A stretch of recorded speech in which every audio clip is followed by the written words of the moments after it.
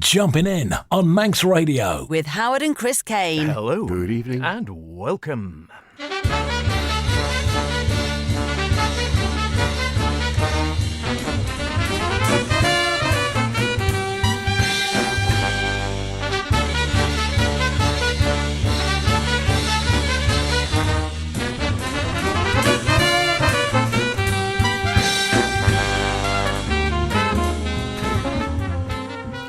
Yes, it is Saturday night, 9 o'clock again here on Manx Radio, and probably lots of other places as well. Which means, of course, it is time for the best in modern and contemporary jazz. Jumping in with myself, H. And me, Chris. Yes, welcome along to this week's show in a week where we've had a taste of most of the seasons rolled into one, really, with sunshine, fog, wind, rain and snow.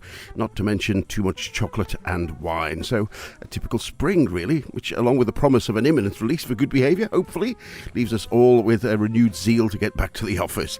Perhaps not. Still, it's Saturday, so for now, reach for the nearest remaining egg, bite the top off, and fill it with your favourite tipple. After all, it saves on the washing up. So, what have you found easier to dig than the garden this week, H? I wish. We have some magic moments, yes, from our little mini-series, some Hendrix, and a reprise. And from me, well, I keep up my steps, I revel in the arts and flip generally between the daffs with a birthday boy. But before that, let's plunge into the deep. It's always good to receive requests here on Jumpin' In, but when the question is firstly about an album that we haven't even played yet and is it any good? Well, we'll let you decide for yourselves. Here's Undertow.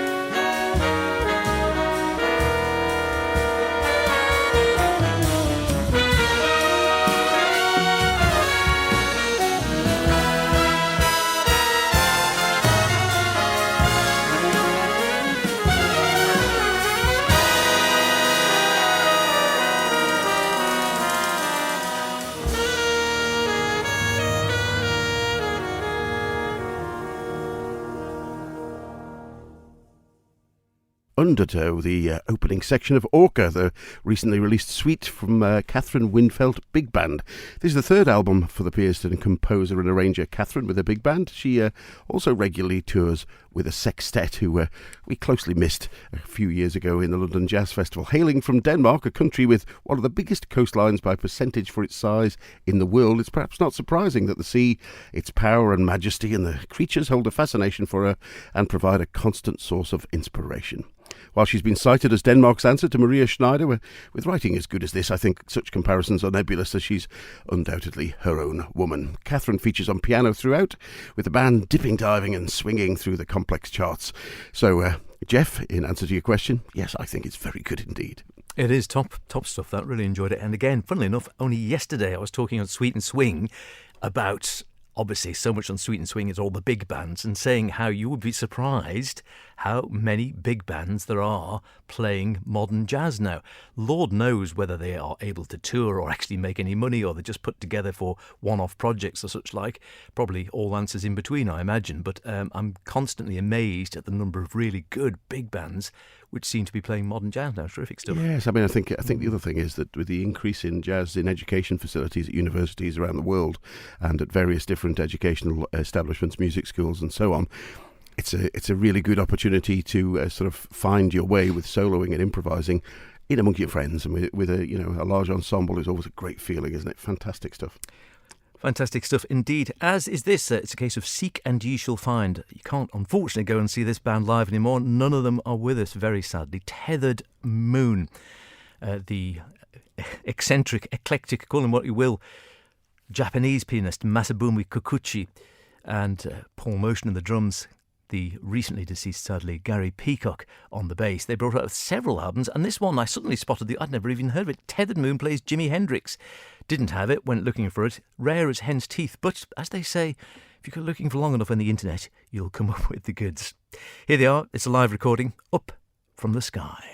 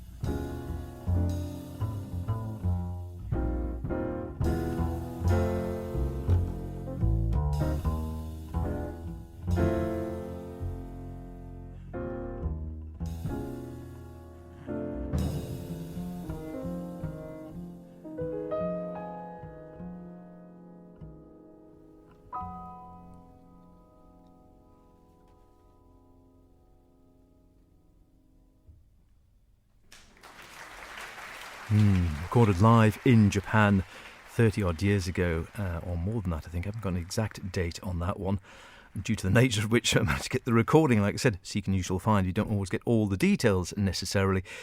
Not one I could find on physical format on the CD is as rare as hen's teeth, and the only one I could find was in Japan at about 30 or 40 quid, and even that I couldn't get anyway because it just wouldn't allow me to buy it. So, yeah, but very fine indeed. Tethered Moon plays Hendrix. That's Masabumi Kikuchi at the piano, Gary Peacock at the bass, and Paul Motion at the drums. And as you can imagine, it's exactly that. It's a whole... They did one dedicated to Kurt Weill as well, for example. So there's Purple Haze, Machine Gun, Little Wing. A lot of Hendrix fans' favourites, I dare say. I think it might have only come out in Japan. Who knows? Not one of the... A lot of the others you will find on various download places like Bandcamp or certainly iTunes and whatever. You'll get quite a few of the other Tethered Moon albums. Not that one. So I think it might have only been released in Japan. Yes, I mean, funny thing with digital formats as well is that a lot of artists may support one and not another. So depending on where you've pegged your digital flag, you still may struggle to get hold of the music one way or another. But there we are. Now, one thing that we do know is that there's a constant wealth of young talent emerging in the world of jazz, as increasingly film scores, computer games and pop artists, I think, are beginning to further embrace the genre. But I continue to delight as the pool of young stars shows us that jazz, for my money, is in pretty safe hands. And one such talent is a Canadian drummer and percussionist, Anthony Fung, an alumnus of the prestigious Thelonious Monk Institute of Jazz Performance, where he earned his Masters in 2018. He's performed with, among others, Herbie himself, Wayne Shorter, Chris Potter, Billy Childs. Not a bad resume. Let's hear a track from his 2018 release, Flashpoint, Walk the Walk.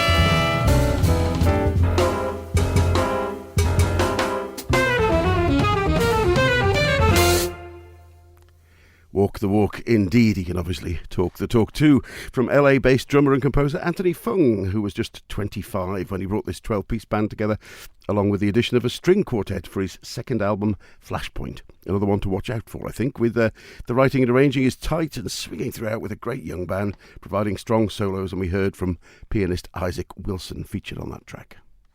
Terrific stuff indeed. You're listening, of course, to Jumpin In here on Manx Radio with Chris and myself, H. And we have various little mini-series sort of dotted along the way as we go through the various months. Notable birthdays, jazz birthdays from time to time, of course, are always nice to do.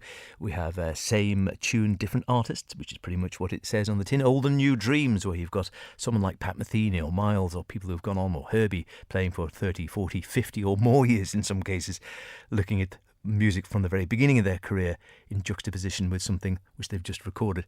You get the gist. Various little mini-series. And another one we have called Magic Moments, which is rather that. It's those tracks or tunes or just parts of tracks which you keep coming back to, which just give you that shiver of excitement or joy or whatever the case may be for whatever reason. Sure, we've all got them, and hopefully you all know what I mean. Something you just, every time you hear it, might be something you've been listening to for 30 or 40 years or more, and you still think, wow, when you hear it and you really enjoy it. Yeah, I've got, well, goodness knows how many over the years, and I thought I'd share one with you this evening. I'm not much of a vocals fan. It's fairly, I don't think either is my jazz frère either, generally. I mean, I do like Billy and Ella and Norman and such like, but, I don't go for a lot of jazz vocals, but I've always liked the half-spoken and poetic words of Sidsel Endresen. Did have the great joy of seeing her at the Jazz Cafe many years ago, and I've always been particularly fond of a couple of her albums, this one in particular on ECM Exile, and a track called Quest. I love the beginning and in particular the ending.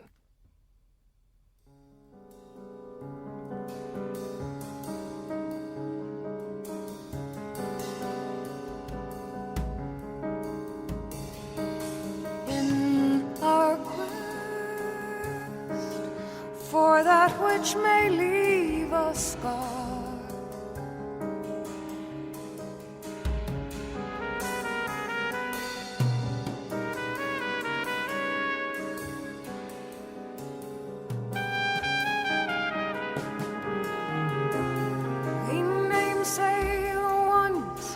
step into the story,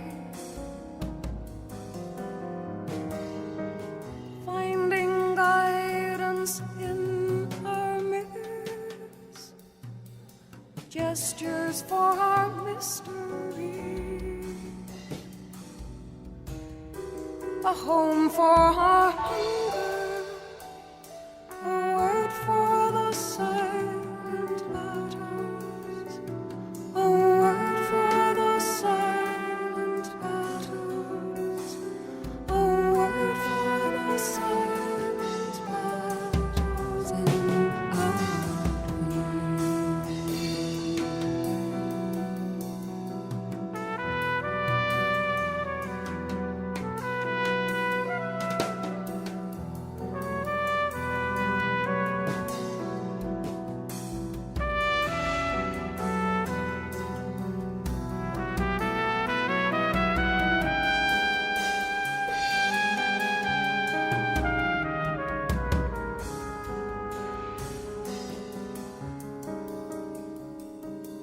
In our quest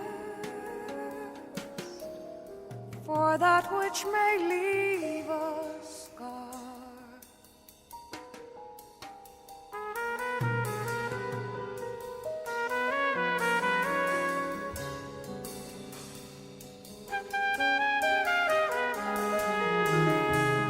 we namesay the one crooked finger in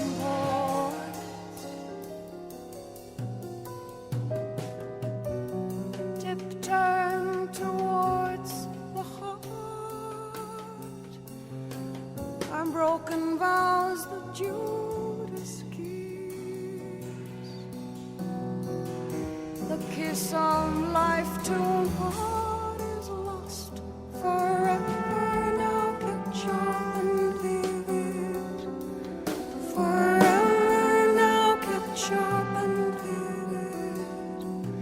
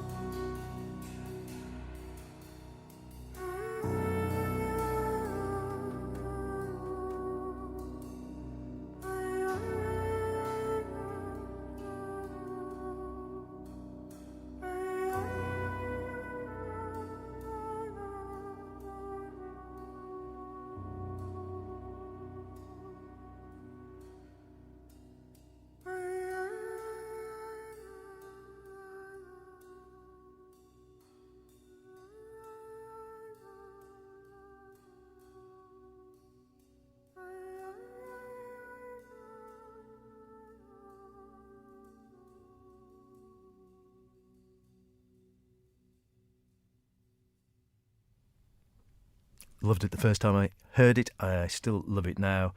That ending where it sort of fades away, you get that wonderful organy type sound from Bugger Vesseltoft at the keyboards there.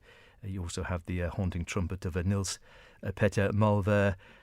Django Bates playing piano and tenor horn. The late great Jon Christensen, drums and percussion. Also fairly recently deceased as well, of course, David Darling providing the cello backing and a solo indeed towards the end of the track there as well. Sidsel Endresen voice, Quest, and one in our Magic Moments series. And very nice it was too, and in fact ECM is pretty stacked full of those magic moments because it was such a breakaway from a lot of the American blues-based, swinging tradition. But jazz is a broad palette. Jazz music, as we know it, it encompasses all kinds of different styles, and it also is becoming increasingly accepted, as we said, as a part of regular education courses. And is it becoming respectable? I don't know, but I tell you somebody who is, Professor David Ake, who is a highly respected author, composer, and ethnomusicologist. I'm glad I got it right first time. But when it comes to his piano playing, he cites Keith Jarrett as his main inspiration. Indeed, he's written a book about him, focusing on Jarrett along with his other main hero, Bill Evans. On Humanities, he put together an all-star lineup. Let's hear the title track.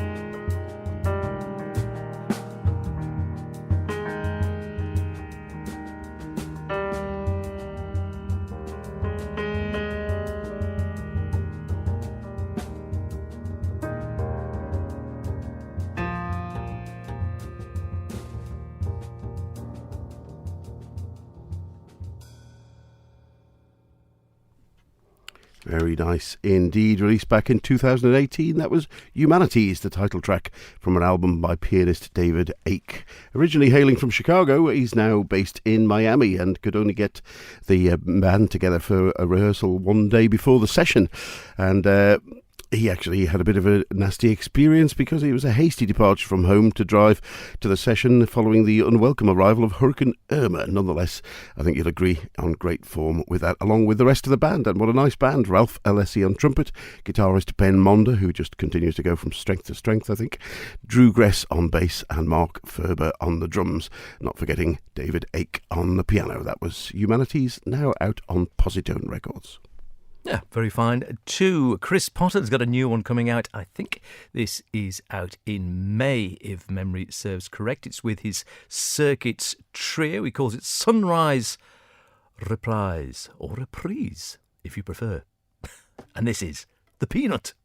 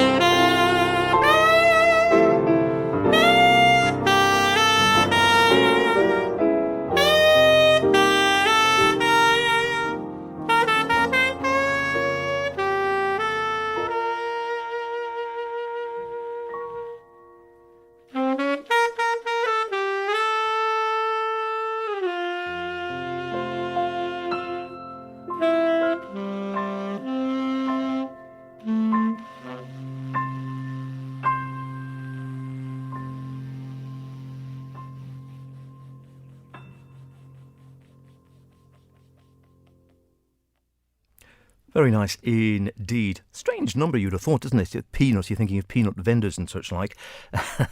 And Sunrise Reprise. Again, it's something you'd have thought, the track and the title don't necessarily seem to go together. Nonetheless, they're playing very fine indeed. I'm liking that one. Sunrise and Joshua Trees, and the last one, the Now Here, is almost a 25-minute track, the last one, Nowhere, Now Here, Sunrise Reprise. But very fine, back on form. I thought he did the one in lockdown where it was just him, which it was a bit of a curate's egg. Fantastically talented. What a thing to play the bass, the drums, the keyboard, the sax, everything. He did the whole lot, almost as I think, something to keep himself sane. Remember, he did the catering too, don't forget that. This one back in the studio with James Francis, I think it is, and Eric Harland, isn't it, at the drums on this one in his Circuits trio. And he just said they've just felt like it's such a release to be back in the studio. And I think that is out, as I say, next month. Yeah, plenty of good stuff around to go at. And speaking of going at, that's what we're going to do. We're going to go at going home, sad to say. We'll be back, of course, next week with another Jumpin' In, but that's about this for this one. But I did promise you a birthday boy. And, well, he'll be 81 in a couple of days' time. After being a child prodigy and cutting his teeth with Donald Byrd and Miles, he's still playing as well as ever. He did notably have the first million-selling jazz record with his groundbreaking Headhunters album in 1973. Yes, Herbie Hancock. From Thrust, released the following year, we'll leave you with at least a taste of Butterfly. See you next week. Look after yourselves. Bye for now.